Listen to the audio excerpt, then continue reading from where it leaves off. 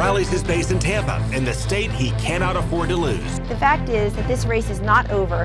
Many in the media want to say it's over. For the 12th time, they're counting Donald Trump out. Tonight, we have a new forecast in the battle for the White House and Congress, and we'll continue our investigation of voter fraud and the threat of hackers. It's a terrifying thought to think that our system could be hacked. The greatest system in the world could be hacked. This is Money, Power, and Politics.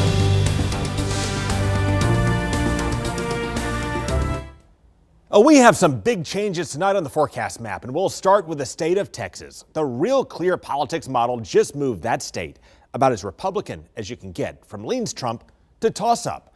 In fact, the new YouGov poll shows Clinton is within 3 points of Trump in the state of Texas, and an average of polls shows Clinton within 5 points in Texas. Donald Trump doesn't buy it. His comeback to this is that you can't always trust the polls. Investors Business Daily, the most accurate poll from the last election and the 2 elections before that, just announced that we are leading nationally by 2 points. Yeah, that Investors Business Daily poll now shows Trump is tied with Clinton across the nation, not down 6 points as the average shows. So Trump can hold out some hope that most of the other polls are just plain wrong, just as the polls were wrong with Brexit in Britain and the polls were wrong in Greece and wrong in this country from time to time. Just ask Eric Cantor. But most of the polling data does show Clinton is strengthening her grip on the map. And even Karl Rove says it's not looking good for Trump. What is Trump's path to victory now, or doesn't he have one? Well, if he plays it inside straight, he could get it, but I doubt that he's going to be able to play it. And the map keeps turning against Trump in places you would not expect. It's not just Texas, which we just showed you. Utah is also about as Republican as you can get. In fact, Mitt Romney won the state of Utah by nearly 50 points, but it's now also in the toss-up column, just like Florida. So how can that be? Let's start with Alicia Acuna, who shows us what's changing in Utah and what it means for Trump.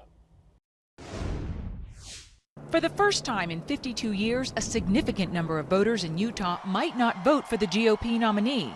Republicans have a 3-to-1 advantage with party identification in the state. 3-to-1. I mean, it should be easy. But for this conservative state and home of the Church of Jesus Christ of Latter-day Saints, Donald Trump has not been an easy sell, something he acknowledged this summer. We're having a tremendous problem in Utah. Now, Utah's a different place. It's people that say things to me like, I want to be able to look my kids in the eye and tell them I did the right thing.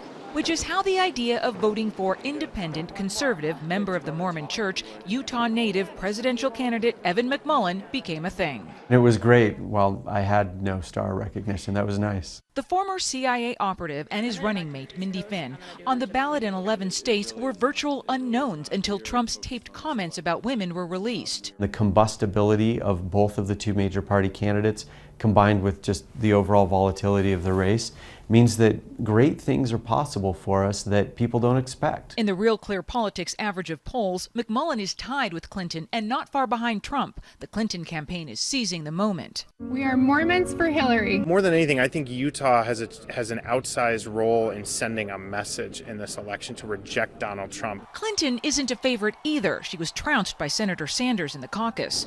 But the Salt Lake Tribune, the largest paper in Utah, did endorse Clinton, writing Trump's, quote, entire campaign was based on divisive, bigoted, and insulting rhetoric. And the Deseret News, which has never offered a presidential endorsement, urged Trump to resign his candidacy, writing, this is one of those rare moments where it is necessary to take a clear stand against the hucksterism, misogyny, narcissism, and latent despotism that infect the Trump campaign. The paper is not backing Clinton.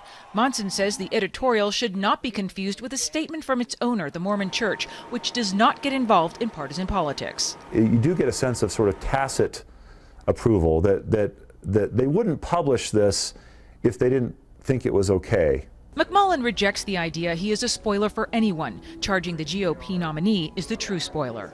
In Salt Lake City, Alicia Acuna, Fox News. Okay, let's bring in Marissa Lynn. Look, you already have early voting taking off across the nation. This election is already underway as we speak. More than 5.3 million Americans have already casted their vote before November 8th. And where does that take us by November 8th? Well, 40% of the vote, they're projecting 40% of that vote will already be cast before November 8th. And that's a huge number. And it's very important for states like North Carolina. Let's say that's one of the big battleground states in all of this. Here you have a state that Mitt Romney won by the skin of his teeth, right, in 2012, by a slender margin. But he had a huge advantage in terms of voters early coming out for Mitt Romney. We're not seeing that this time around with Donald Trump. With Donald Trump, we're seeing just the opposite. We're seeing in North Carolina more Democrats casting votes thus far than Republicans. Then you have some interesting changes in Florida. Well, yeah, in Florida, we had that little thing called Hurricane Matthew at the beginning of October. So they extended the voter registration period, and people who tend to come out and register late tend to be Democrat. Yeah, and with that 108,000 new ones, a state that decided an election by 537 votes, that could be significant. It's something that leaders in Capitol Hill are watching on both sides. And I want to start with the battle for the United States Senate at this point. It's something that's leading a lot of Republicans to fret that they may lose that chamber, if not the House as well. So I want to start now with some perspective from Mitch McConnell. You have two nominees here who we know for sure are very unpopular. And so I think neither one of them can count on a kind of Barack Obama 2008 landslide. In other words, Senate Majority Leader Mitch McConnell does not expect Republicans or Democrats to ride in on the next president's coattails. We'll have some dogfights, and some familiar faces may be in trouble. For example, in Arizona, John McCain says he's in the toughest Senate race of his career. I intend to go back to Washington, and I intend to get to work. While Republicans currently hold the majority of seats, Democrats have something working in their favor. Democrats only have to defend 10 seats this year, while Republicans have to defend 24. And if the Democrats gain 4 seats, they will take over the chamber. And right now, they're favored in 2, that's Wisconsin and Illinois, and they're competitive in some others like New Hampshire, Nevada, Ohio, Pennsylvania, and Florida. And that's why GOP leaders press Marco Rubio to run for re-election to improve their chances of holding that seat. I know people in politics don't like to admit they've changed their mind, but I changed my mind. So Rubio may have improved Republicans' chances by seeking re-election in Florida, but the Democrats countered and improved their chances with a surprise in Indiana. Barack Obama is the change we need. 8 years ago, Barack Obama came close to picking Indiana Senator Evan Bayh as his running mate. Bayh retired after that, but in a last-minute decision, he's running for Senate again and is favored in the polls. And with that, Bayh could flip what we thought was a safe seat for the Republicans in Indiana and shift the balance of power in Washington. So if Hillary Clinton does indeed win this election, Democrats need to gain 4 Senate seats in order to take over the chamber. Now, the Democrats, they think they have 2 states already on lockdown. That's Wisconsin and Illinois. And so now they only need to gain 2 other seats in 7 of these other states. 7 of them in yellow. So 2 of those 2 out of 7, yes. And you're there. And one of those is Florida, but we have some interesting changes in Florida because it's really close, but the Democrats are pulling out of the Patrick Murphy race. What's going on with that? Yeah, so there's growing confidence in both Missouri and North Carolina. So the Democrats, they're pulling money out of the state of Florida because they think they have a good chance at winning both North Carolina and Missouri, and that doesn't bode well for a guy like Patrick Murphy. It certainly doesn't, and President Obama is trying to come to bat for him by rallying his supporters in the state, particularly in South Florida. You also have a lot of hand-wringing and bedwetting, I would say, among Republican leadership in the House, that the House could be lost as well based on some of the numbers that we're seeing. But I want you to call up once again the model and the forecast for the House to take a look at where we stand to show why Republicans may not need to be that worried about where we stand. You need 218 seats, do you not, to control the chamber. If we're looking at the current projections, you have Republicans holding at least 224 or 225. If Democrats run the table and all the rest, they still don't get the 218 that they need. But we could still see some late-breaking changes as well. Now, if you look at what's going on in Florida, we mapped out all of the congressional races in the state. It looks as if Republicans can safely hold 14 seats. Democrats expected to hold 10 seats. And then with this, you have 3 toss-up districts that could go one way or the other. But even if all break for the Democrats, it looks as if Republicans may have a slight edge as well. So that's our forecast. But we're also digging into much more. And coming up, we're going to take a closer look at the integrity of the election. We're doing all we can, but as I noted, you can never eliminate the threat. Coming up, the risk of hackers meddling with our election results.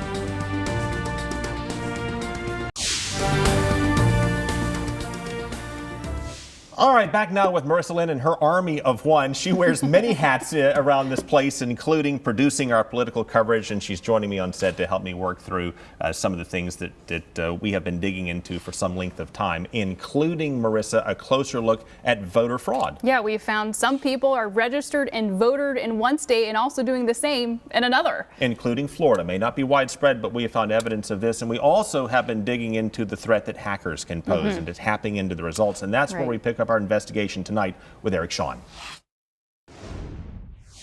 The Department of Homeland Security says hackers have tried to attack the voter registration rolls in 20 states. Russian hackers are suspected of hitting Illinois, grabbing upwards of 200,000 names, and Arizona this summer. In Ohio, Secretary of State John Husted says voter rolls in his state could be vulnerable. Our voter registration system is connected to the internet, and so that does expose us to a potential cyber attack. Husted is taking measures to block any hacking. He says the state's voter registration lists are backed up every night as a precaution, and is confident voters will be protected. I think there's a potential for disruption, but not a potential for chaos because of the backup systems that we have in place, and we're doing all we can. But as I noted, you can never eliminate the threat. In the last presidential election, many states saw long lines and delays of hours at polling places. Some fear if hackers get into the voter rolls this time, they could make the problems even worse by changing names, addresses, and voters' private information. It's a terrifying thought to think that our system could be hacked. The greatest system in the world could be hacked. New York voter Muffy Potter Aston waited hours to vote in 2012 and says there was more confusion in the voter registration rolls when she showed up in April at her polling place at Hunter College in Manhattan for the presidential primary. She hopes officials do have the ability to safeguard the election system by preventing any hack, saying everyone's vote should be protected. We have to be prepared for it. We have to be organized about it. You shouldn't be turning anyone away. Anyone who has a right to vote should be able to cast that ballot without any sort of hesitancy. Ms. Aston also says a computerized election system should be expanded to make voting easier as well as foolproof. A spokesman for the New York State Board of Elections told us that so far they don't believe they've been hacked, but they are blocking suspicious IP addresses that could be more hacking attempts. In New York, I'm Eric Shawn, Fox News. Now, we have more investigations on our YouTube channel, but Marissa, I want to shift gears to our outrage of the week, if not the month, if not the year. You've got the Pentagon coming after National Guardsmen who fought for our country, asking for enlistment bonuses from several years back to be paid back with interest and in penalties. What in the world's going on here? It's absolutely outrageous. These soldiers have gone, they have lost limbs, they have lost friends, they went overseas to Iraq and Afghanistan, fought for our country, and now, based on a mistake that was made almost 10 years ago, they're asking these soldiers to repay the bonuses that they received for enlisting when there weren't enough soldiers to be found at that time. And they just caught the mistake 10 years later because this, among other things, is an agency, a department that doesn't even do an inventory because it's, quote, too big. It has long had trouble keeping track of money and making questionable decisions with regard to spending, like buying a blimp and deciding you don't need it and sending it back for pennies on the dollar. With this, there is increasing pressure on the Pentagon to rethink this, given the livid reaction we have seen in both chambers in Congress. We'll continue to keep you posted on that. Meanwhile, we have Donald Trump bearing down on the state of Florida, and for good reason. With this, Donald Trump is saying he doesn't believe a lot of the poll numbers that we're showing. He's winning, as he puts it, in the real polls. And with this, he's focusing, among other things, on the LA Times poll, which has shown Donald Trump tied or slightly ahead of Hillary Clinton from time to time. Keep in mind, that is a poll that seems to survey, or does survey, the same pool of people over and over and over again, which can be a problem if you have a flawed sample. But Trump is hoping that he may be honest. Earlier in the show, we said the polls were off in Brexit. Maybe they're off here. Well, they were off 4 points on Brexit. And with this, Hillary Clinton seems to be sitting in a more commanding position than that. Yeah, she's got a 6-point national average, lead in the national average, and no nominee, at least in the modern era, Craig, has ever come back from that big of a lead late in the game. So not looking good for Donald Trump And that's why Hillary Clinton is bearing down on Florida, as is Donald Trump. Trump knows mathematically he needs the state of Florida in order to win the White House. Hillary Clinton may have other paths based on the math that we're seeing, but she is trying to deliver a knockout blow here by trying to knock Trump out of the game in Florida. Of course, we still have a long way to go. We're talking about changes that will impact all of us for our next round of leaders in Washington. But coming up, we're also going to show you some other big changes going on right now in our nation's capital.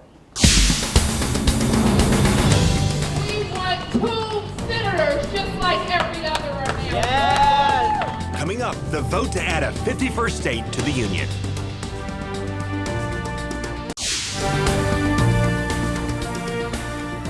So Washington, D.C. could become our 51st state. It's on the ballot in our nation's capital, and voters there are already weighing in. Fox's Lindsay Watts shows us what's at stake.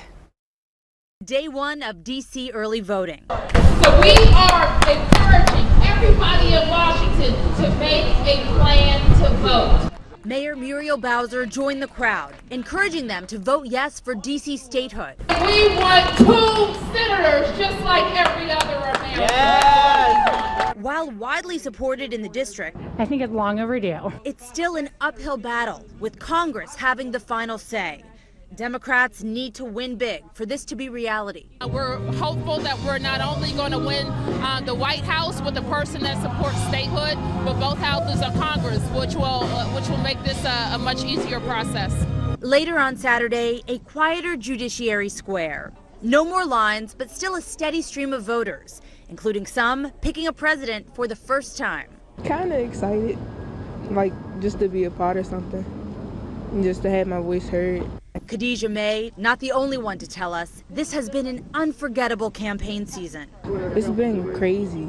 I'm ready for the election to be over with. It's been like a circus. Jose Varela says as bad as it's been, he's grateful just to vote. And that I had never had that opportunity before in my country, in Cuba. A citizen here now after growing up under communism, he knows the value of casting a ballot. It doesn't matter today or in the past, it has been always a great experience because I grew up 30 years of my life in a country that we don't have elections.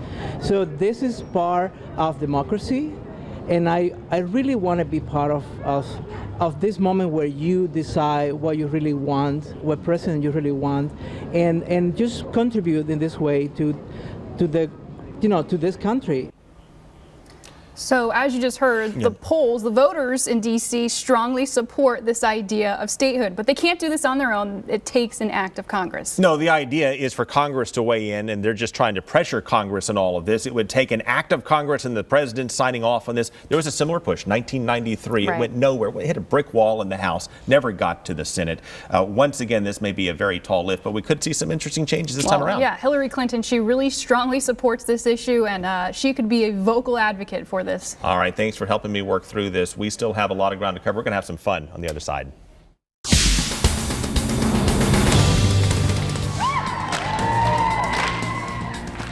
Coming up, tonight's edition of Something Different.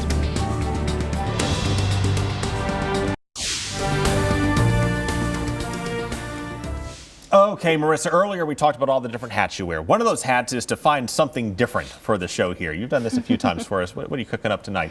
Well, today we had a flash mob. Well, not today. There's a flash mob in North Carolina this past week. And they were all wearing pantsuits, which of course is what Hillary Clinton is known for wearing. So I guess in support of her, this is what they decided to do. They came up with something different. We may see more of that in the inauguration. Who knows? That's our show, Marissa. Thanks so much for joining us, for producing with us, and we will see you all again tomorrow night. Take care. Have a good night.